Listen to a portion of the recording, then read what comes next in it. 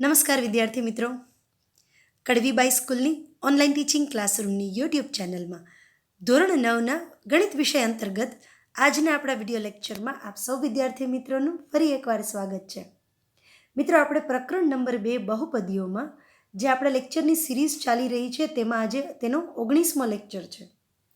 આપણે સ્વાધ્યાય 2.5નો અભ્યાસ કરી રહ્યા છીએ. આજના આપણા 19મા લેક્ચરમાં આપણે સ્વાધ્યાય 2.5ના જે બાકી રહેલા દાખલાઓ છે તે પૂર્ણ કરીશું અને આજના લેક્ચર સાથે આપણું બહુપદી પ્રકરણ પર પૂર્ણ થશે. તો વિદ્યાર્થી મિત્રો, આજે આપણે કોઈ નવું નિત્યસમ તો નથી જ ભણવાના. જે આપણે લાસ્ટ વિડીયો લેક્ચરમાં 13મા પ્રશ્નમાં જે આપણે નિત્યસમનો ઉપયોગ કરીને જે દાખલો સાબિત કર્યો ને તેનો જ નિત્યસમ તરીકે ઉપયોગ કરવાના છીએ.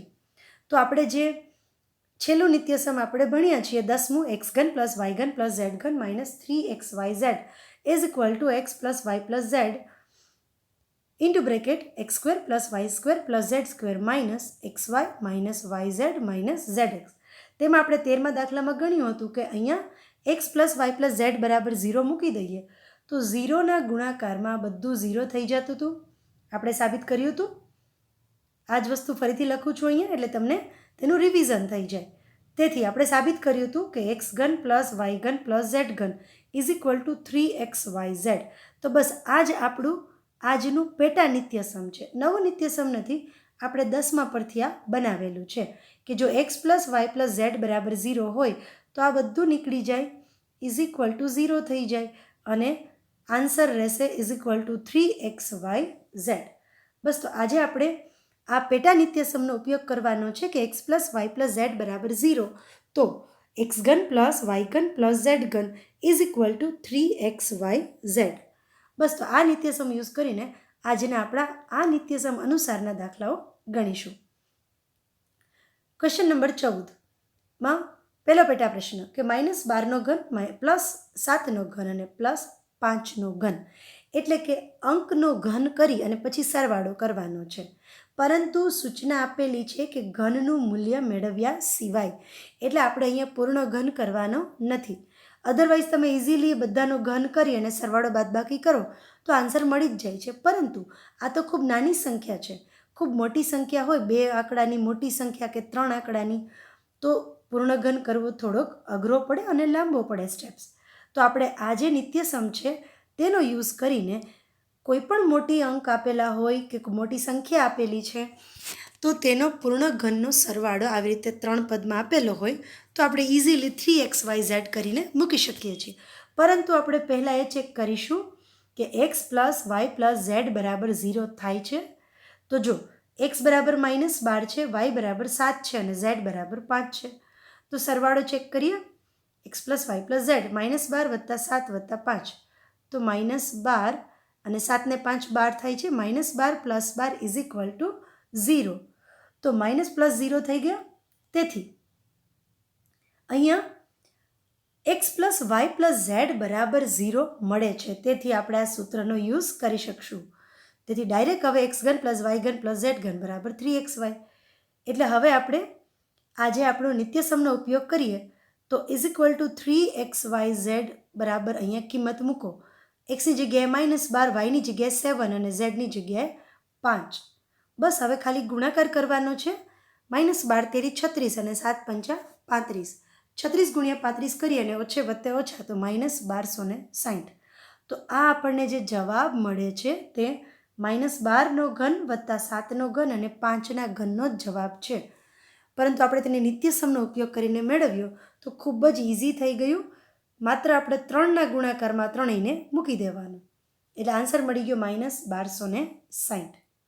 ચાલો પેટા પ્રશ્ન નંબર બીજો કરીએ. 28નો ઘન + -15નો ઘન + -13નો ઘન. હવે જો આ પ્રકારના પૂર્ણ ઘન હોય તો થોડું લાંબુ પડે ને આપણે ઘન કરવું. તો આપણે શું કરીશું? નિત્યસમનો યુઝ કરીએ. x + y + z is equal to 0 check કરીએ. x બરાબર 28 મૂકો, y બરાબર -15, z બરાબર -13. તો જો 28 + -15 + -13 ઓછે વત્તા એટલે -28 થઈ જાય છે અને આગળ 28 છે, વત્તે ઓછે ઓછા એટલે થઈ ગયું 0. Therefore x plus y plus z is equal to 0 મળે છે. તેથી આપણે આ નિત્યસમનો યુઝ કરી શકશું, આ પરિણામનો યુઝ કરી શકશું કે એક્સ ઘન પ્લસ વાય ઘન પ્લસ ઝેડ ઘન ઇઝ ઇક્વલ ટુ 3xy/z. તો કિંમત મૂકીએ.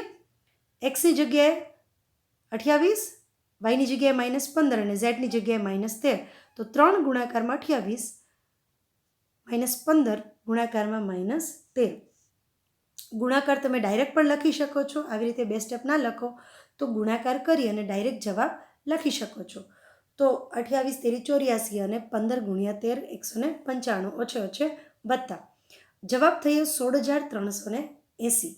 તો આ રીતે આપણે ઘનનું મૂલ્ય મેળવ્યા સિવાય આપેલ પરિણામનો યુઝ કરી અને ડાયરેક્ટ 3xyz, પરંતુ એકવાર ચેક કરી લેવાનું કે x plus y plus z બરાબર 0 થાય છે. જો થઈ જાય તો 1 થી 2 સ્ટેપમાં દાખલો પૂર્ણ થઈ જાય. તો આ સાથે ક્વેશ્ચન નંબર 14 અહીંયા કમ્પ્લીટ થયો. Question number 15. હવે જો ક્વેશ્ચન નંબર 15 છે ને, તેમાં તમે ખૂબ જ રકમ તમને જોતા એવું લાગશે કે કંઈક નવું નિત્યસમ યુઝ કરવાનું છે, પણ દાખલો ગણીશું ત્યારે ખ્યાલ આવશે કે એકદમ ઇઝી દાખલો છે. નીચે લંબચોરસના ક્ષેત્રફળ દર્શાવેલ છે. એમાં 2 પેટા પ્રશ્નો છે, એક તમે હોમવર્કમાં ગણશો આજે. તેની સંભવિત લંબાઈ અને પહોળાઈ શોધવાની છે. હવે જો ક્ષેત્રફળ આપેલું છે, કયા સ્વરૂપે આપેલું છે? જો બહુપદી સ્વરૂપે આપેલું છે, 35a² -35a + 12. હવે આપણને અત્યાર સુધી તો ક્ષેત્રફળમાં આપણે કોઈ જવાબ અંકમાં જવાબ મળતા હતા, તેવા આપણે દાખલા ગણ્યા છે. અહીંયા ક્ષેત્રફળ આપેલું છે તે એક બહુપદી સ્વરૂપે છે, તો આપણે બસ તે બહુપદીનું અવયવીકરણ કરવાનું છે. આપણને અવયવ પાડતા તો આવડે જ છે. હવે લંબચોરસના ક્ષેત્રફળનું સૂત્ર યાદ કરો. લંબચોરસના ક્ષેત્રફળનું સૂત્ર છે લંબાઈ ગુણ્યા પહોળાઈ. બસ આને આપણે લખીને અહીંયા રાખીશું ને પછી આપણે તેની કમ્પેરિઝન કરીશું. અહીંયા આપણને લંબચોરસનું ક્ષેત્રફળ શું આપેલું છે? 25a² -35a + 12.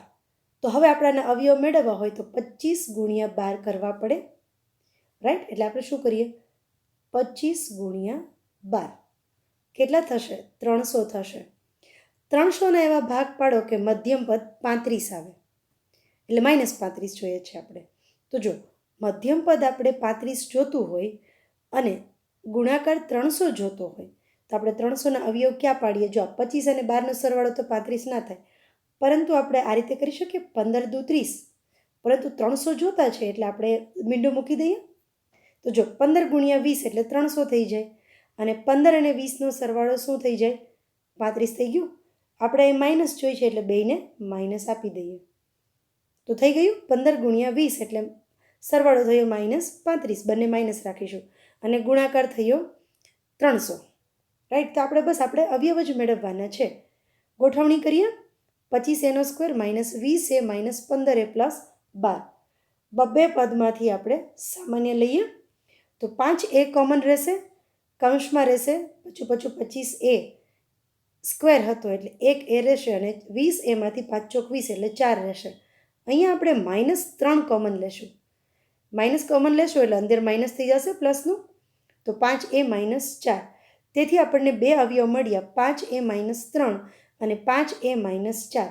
હવે આ કમ્પેરિઝન કરો તો લંબાઈ બરાબર 5a - 3 થયું અને પહોળાઈ બરાબર 5a - 4. પરંતુ તમે જો આ અવયવ પહેલાં લખ્યો હોય તો 5a - 4 લંબાઈ થશે અને 5a - 3 પહોળાઈ. તેમાં કોઈ જવાબમાં કોઈ ફેર પડતો નથી. એટલે કે કારણ કે આપણને લંબાઈ અને પહોળાઈના કોઈ પર્ટિક્યુલર માપ આપેલા નથી, એટલે આપણે જે બંને અવયવ મળ્યા છે ને તે જ આપણી સંભવિત લંબાઈ અને પહોળાઈ કહીશું. જો તમે 5a - 4 પહેલાં અહીંયા લખ્યું હોય તો તમે તેને લંબાઈ કહી શકો છો, રાઈટ? આપણે તેને શક્ય જવાબ જ લખવાના છે. તેથી લંબાઈ બરાબર 5a - 3 અને પહોળાઈ બરાબર, બસ આપણે કમ્પેરિઝન જ કરીને સૂત્રમાં કમ્પેર કર્યું કે પહેલો કૌંસ છે અવયવ તે લંબાઈ કહી દો અને બીજા કૌંસને પહોળાઈ. ફરીથી કહું છું કે લંબાઈ બરાબર 5a - 4 લખ્યું હોય અને પહોળાઈ બરાબર 5a - 3 તો પણ ચાલે, કારણ કે આ સંભવિત જવાબ છે. તો છે ને ખૂબ જ ઇઝી દાખલો. ક્ષેત્રફળનું સૂત્ર આપણે મૂક્યું લંબાઈ ગુણ્યા પહોળાઈ. પછી આપણે જે બહુપદી આપી હતી તેનું અવયવીકરણ કરી અને 2 અવયવ મેળવ્યા, અને બંને અવયવ એકને લંબાઈ કહી દો અને એકને પહોળાઈ કહી દો, તો આપણો જવાબ થઈ ગયો. તો આ જ રીતે સ્વાધ્યાય 2.5નો ક્વેશ્ચન નંબર 15નો પેટા પ્રશ્ન બીજો આપણે આજે હોમવર્કમાં ગણીશું. Question number 16. આ સ્વાધ્યાય 2.5નો છેલ્લો પ્રશ્ન છે વિદ્યાર્થી મિત્રો. તો આ રીતે આપણે જે ખૂબ જ સરળતાથી બધા દાખલાઓને ઇઝી કરતા ગયા છીએ અને આપણું પ્રકરણ આવી રીતે ઇઝીલી આપણે ધીમે ધીમે બધા દાખલાઓ સોલ્વ કરી અને પૂર્ણતાના આરે છે. હવે અહીંયા ઘનફળ આપેલું છે. તો લંબઘનનું ઘનફળ આપેલું છે તો પહેલાં તો ઘનફળનું સૂત્ર યાદ કરો. લંબાઈ ગુણ્યા પહોળાઈ ગુણ્યા ઊંચાઈ. જેમ આમાં 2 અવયવ મળ્યા હતા, અહીંયા 3 મળશે. અવયવ મળી શકે, કોઈ જવાબ મળી શકે, કોઈ અંક મળી શકે. હંમેશા અવયવ મળે તેવું જરૂરી નથી. તો ચાલો, ઘનફળ આપણને આપેલું છે 3x² - 12x. તો અહીંયા તો 2 જ પદ છે તો તમે ઇઝીલી અહીંયા 3x કોમન લઈ શકો આ 2 પદમાંથી. બંનેમાંથી 3x કોમન લેશો તો કૌંસમાં રહેશે x - 4. તો અહીંયા 3 પદ મળ્યા. 3 ગુણાકારમાં x ગુણાકારમાં x - 4. તો બસ દાખલો પૂરો થઈ ગયો. આને લંબાઈ કહી દો, આને પહોળાઈ કહી દો, આને ઊંચાઈ.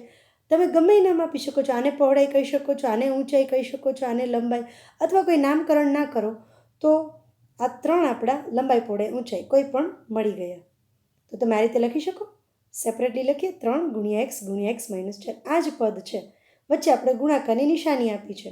સો ધેરફોર લંબઘનના શક્ય પરિણામો કિંમત મળી 3, એક x અને x - 4. એટલે કોઈક આમાંથી લંબાઈ હશે, કોઈક પહોળાઈ હશે અને કોઈક ઊંચાઈ હશે. આપણને બીજી કોઈ કન્ડિશન તો આપેલી નથી એટલે આપણે પરફેક્ટલી તો ના કહી શકીએ કે લંબાઈ 3 જ હશે કે પહોળાઈ 3 હશે કે ઊંચાઈ 3. આપણે લખી નાખવાનું કે લંબાઈ, પહોળાઈ અને ઊંચાઈના શક્ય પરિણામો 3, x અને x - 4. અથવા સીધું લખી નાખો લંબઘનના પરિણામો સંભવત કિંમત છે 3x અને x - 4. છે ઇઝી દાખલો. માત્ર આપણે લંબઘનનું ઘનફળનું સૂત્ર અહીંયા મૂકવાનું છે. પેટા પ્રશ્ન બીજો સોલ્વ કરાવું છું. 12ky² + 8ky - 20k. હવે આ પણ ઘનફળ છે આપેલું છે લંબઘનનું, બહુપદી સ્વરૂપે છે. તો ઘનફળનું સૂત્ર શું? લંબઘનના ઘનફળનું લંબાઈ ગુણ્યા પહોળાઈ ગુણ્યા ઊંચાઈ. તો બસ આપણે જેમ ક્વેશ્ચન નંબર 15નો પેટા પ્રશ્ન પહેલામાં આપણે અવયવીકરણ કર્યું ને તે જ રીતે અહીંયા કરીશું. તો પહેલાં તો આપણે 12ky² + 8ky - 20k જે પણ સામાન્ય નીકળે છે તે કાઢી લઈએ. જો 4ના ગુણાંક છે બધાય, 4 તેરી 12, 4 દુ 8, 4 પંચા 20. 4k આપણે સામાન્ય લઈ લીધો. હવે જે આ છે 3y² + 2y - 5 આપણે તેના અવયવ મેળવીએ. 3 પચા 15 એટલે -15ને એવા ભાગ પાડો કે મધ્યમ પદ 2 મળે. તો તેના તે જ અવયવ થશે ને કે 5 તેરી 15. અહીંયા પ્લસ જોઈએ છે તો 5ને પ્લસ રાખીશું અને 3ને માઇનસ રાખીશું. અહીંયા જે મધ્યમ પદની નિશાની જોતી હોય તે આપણે મોટા પદને આપવાની. તો ચાલો અવયવ મેળવીએ. 3y² - 3y + 5y - 5. 3y common લઈએ પહેલાં 2 પદમાંથી, y - 1 પછી +5 કોમન લઈએ y - 1. તો 2 અવયવ મળ્યા 3y + 5 અને y - 1. તો 4k × 3y + 5 × y - 1. તો આ જે 3 પદ મળ્યા 4kને સાથે જ રાખીશું અહીંયા, કારણ કે 3 સેપરેટ આવી રીતે જવાબ મળે છે. તો અહીંયાથી આ જે 3 જવાબ છે તેમાંથી કોઈ પણ એક લંબાઈ હશે, કોઈ પણ એક પહોળાઈ હશે અને કોઈ પણ એક ઊંચાઈ હશે. તો આ રીતે કહી શકાય કે લંબઘનના પરિણામો એટલે કે લંબાઈ, પહોળાઈ અને ઊંચાઈની શક્ય કિંમતો હશે 4k, 3y + 5 અને y - 1. કઈ લંબાઈ છે ને કઈ પહોળાઈ છે, કઈ ઊંચાઈ તે આપણે કહી શકીએ નહીં. બસ આપણે આવો સંભવત જવાબ લખી નાખવાનો. તો આ રીતે લંબઘનનું ઘનફળ આપેલું હતું. આપણે ઘનફળનું સૂત્ર યુઝ કર્યું અને બહુપદીનું અવયવીકરણ કરી અને જે 3 અવયવ મળ્યા તે આપણે શક્ય પરિણામો. તો વિદ્યાર્થી મિત્રો, સ્વાધ્યાય 2.5ના ક્વેશ્ચન નંબર 16ની સાથે આજે સમગ્ર પ્રકરણ અહીંયા પૂર્ણ થાય છે. હોમવર્કમાં આપણે સ્વાધ્યાય 2.5નો જ ક્વેશ્ચન નંબર 15નો પેટા પ્રશ્ન નંબર 2 ગણીશું. તો આ 19મા લેક્ચર સાથે આપણું પ્રકરણ નંબર 2 બહુપદીઓ અહીંયા પૂર્ણ થાય છે. 19 વિડીયો લેક્ચરની લિંક હું તમને ડિસ્ક્રિપ્શન બોક્સમાં આપી દઈશ. તમે કોઈપણ લેક્ચરની પ્રેક્ટિસ તેમાંથી કરી શકશો અને આ પ્રકરણ થોડું લાંબુ છે તો થોડી પ્રેક્ટિસ વધુ માગશે વિદ્યાર્થી મિત્રો, તો થોડો સમય વધુ આપજો. ગણિત એવો વિષય છે કે તેમાં પ્રેક્ટિસ કરીએ તો પણ આપણને પૂરા માર્ક્સ મળી જાય છે. કોઈ પ્રકરણ નાનું છે, જેમ કે આપણે યુક્લિડની ભૂમિતિ ભણી ગયા હમણાં, તે ખૂબ જ નાનું પ્રકરણ હતું. જેમ કે સંભાવના પણ અત્યારે આપણે ભણી રહ્યા છીએ, તે પણ ખૂબ જ નાનું પ્રકરણ છે. પરંતુ આ જે પ્રકરણ છે બહુપદીઓ થોડું લાંબુ છે, પરંતુ પ્રેક્ટિસ કરશો અને રિવિઝન કરશો તો પૂરેપૂરા માર્ક્સ મળશે. કારણ કે આ પ્રકરણનું મહત્ત્વ એટલે વધારે છે કે ધોરણ 10માં આપણે પ્રકરણ નંબર 2 અને પ્રકરણ નંબર 4 આ પ્રકરણને પાયા તરીકે યુઝ કરીને સોલ્વ કરવાના છીએ.